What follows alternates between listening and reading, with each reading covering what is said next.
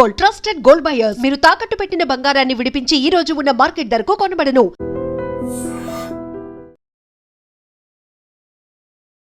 నమస్కారం, welcome to iron media. నేను మీ సంగీత. ఫిబ్రవరి 14 చాలామంది ప్రేమికుల దినోత్సవంగా సెలబ్రేట్ చేసుకుంటూ ఉంటారు. కానీ నా దృష్టిలో మాత్రము ఆ రోజు దాన్ని ఒక తప్పుగా, అంటే ఆ రోజు జరగకూడని కొన్ని కార్యక్రమాల కోసము ఈ పేర్లు ఉపయోగించుకుంటున్నారు. తప్పులకు వేదికగా ఈ ఫిబ్రవరి 14 అనేది నా ఉద్దేశంలో నేను భావిస్తున్నాను. ఆ రోజు ఏం చేస్తారు? ఫిబ్రవరి 14 రాగానే లవర్స్, అబ్బా మేము గొప్ప ప్రేమికులం అని చూపించుకోవడం కోసం గిఫ్ట్లు, రోజా ఫ్లవర్స్ తోటి ప్రపోజల్స్, ఇక సోషల్ ప్లాట్ఫామ్స్ మీద ఫొటోస్, ఇక వాట్సాప్ స్టాటస్లలో నువ్వు లేకపోతే నేను లేను, నేను లేకపోతే నువ్వు లేవు అని చెప్పేసి పెద్ద పెద్ద కొటేషన్స్.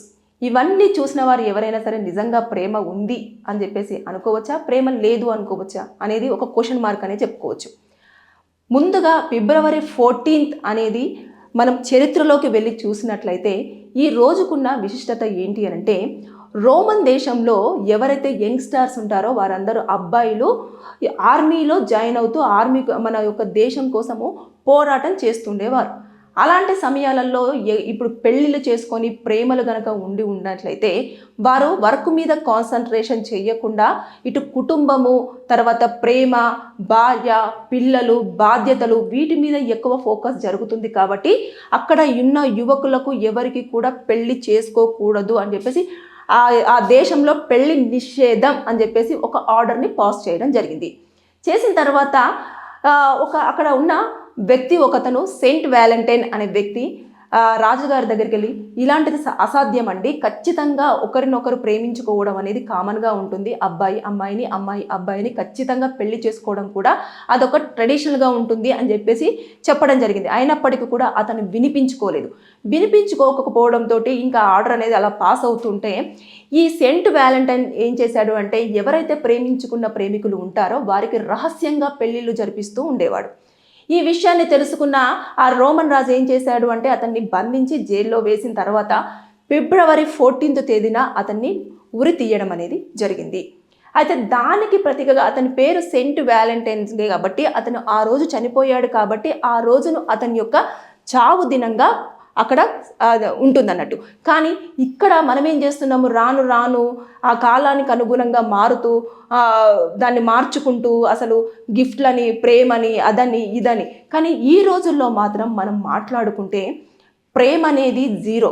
ఎంతసేపు కూడా ఓయో రూమ్లోకి ఎప్పుడు వెళ్ళాలా, ఎప్పుడు ఎంజాయ్ చేయాలా అని చెప్పేసి ఫిబ్రవరి 14 రోజు మాత్రం చాలా వరకు ఎంతమంది జీవితాలు రోడ్డు మీదకి వస్తాయి అనేది ఆ రోజు గడిచిన ఒక వారం నుంచి 15 రోజులలో మనం అంచనా వేయొచ్చు.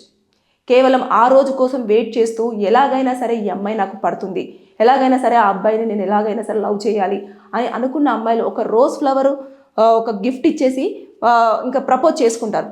చేసుకున్న తర్వాత వారు నిజమైన లవ్లో ఉన్నాము అనుకుంటారు, కానీ అదంతా ట్రాష్. ఎవరు నిజమైన లవ్ అనేది ఈ రోజుల్లో మెయింటైన్ చేయట్లేదు. ప్రతి ఒక్కరు కూడా అవసరం కోసం మాత్రమే, అంతే. తర్వాత నెక్స్ట్ నా అభిరుచులకు నువ్వు సరిపోలేదు, నా యొక్క లైఫ్ స్టైల్ వేరు, నీ యొక్క లైఫ్ స్టైల్ వేరు, నేను చెప్పింది నువ్వు వినట్లేదు, నువ్వెందుకు వాళ్ళతో మాట్లాడుతున్నావు, ఎందుకు వీళ్ళతో మాట్లాడుతున్నావు అని చెప్పేసి ఇంకా బెదిరింపులు, హరాస్మెంట్, ఇలాంటివన్నీ కూడా.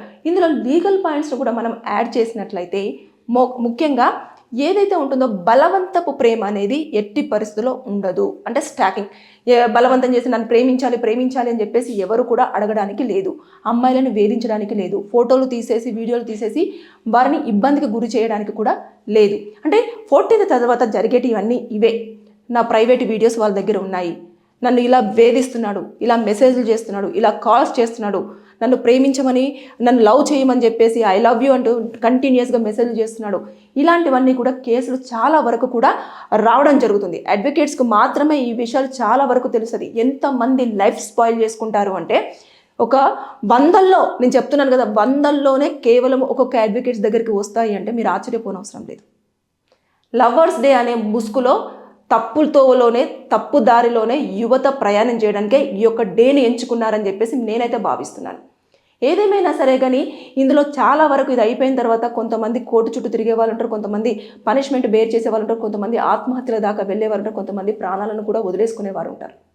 కాబట్టి లవర్స్ డే అనే ఒక చిన్న పేరు, అంటే ఫిబ్రవరి 14 అది దేనికోసం ఏ ఉద్దేశం కోసం వచ్చిందన్న సంగతిని పక్కకు నెట్టేసి కాలం మారుతున్న కొద్దీ, జనరేషన్ మారుతున్న కొద్దీ వారికి అనుకూలంగా రోజ్ ఫ్లవర్స్, ఇదంతా ఒక బిజినెస్ స్ట్రాటజీస్ అనుకోవచ్చు మనం. ఏంది అని అంటే రోజ్ ఫ్లవర్స్ బిజినెస్. ఆ రోజు చాలా వరకు రోజ్ ఫ్లవర్స్ కానివ్వండి ఇవన్నీ కూడా అమ్ముడుపోతాయి, వాళ్ళకి బిజినెస్ అవుతుంది. ఇకపోతే గిఫ్ట్ షాపులలో ఏ గిఫ్ట్ కావాలంటే ఆ గిఫ్ట్, ఇంకా దానికి అందంగా డెకరేషన్స్ ఇవన్నీ కూడా ఉంటాయి, వాళ్ళ బిజినెస్ కూడా బాగానే ఉంటుంది.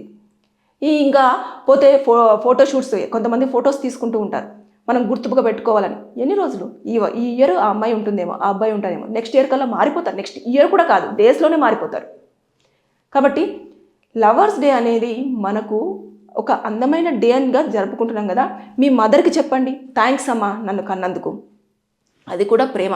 అది సెంట్ వ్యాలంటైన్ చెప్పిన దాని సారాంశం వేరు. అంటే ఒక బంధం కోసం ఆయన ఫైట్ చేసి ఒక కుటుంబాన్ని ఏర్పాటు చేయాలి అన్న ఉద్దేశంతో అతని యొక్క మరణం వైపు వెళ్ళాడు, ఉరిశిక్షను అనుభవించాడు. కానీ ఇక్కడ చూసేసుకుంటే ఎవరి కోరికల కోసమో, ఎవరినో బలి చేయడం కోసమో, ఎవరినో ఇబ్బంది పెట్టడం కోసం మాత్రమే లవర్స్ డే అనేది జరుగుతూ వస్తుంది.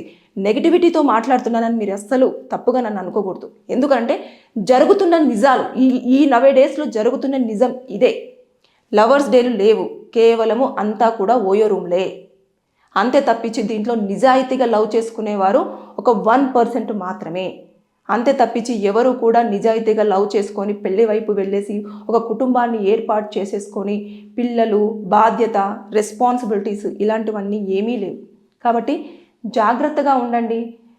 ప్రేమికుల రోజు జరుపుకోవడం మంచిదే. మేజర్స్ ఎవరు కూడా అడ్డుకునే ఛాన్స్ లేదు. 18 సంవత్సరాల పైబడిన వారు ఎవరైనా సరే వారికి నచ్చిన వ్యక్తికి వారి యొక్క ప్రేమను తెలియజేసి మీరు నాతో ఉండండి, నేను జీవితాంతం నీతో ఉంటాను అని చెప్పుకునే అంత హక్కు వారికి ఉంది.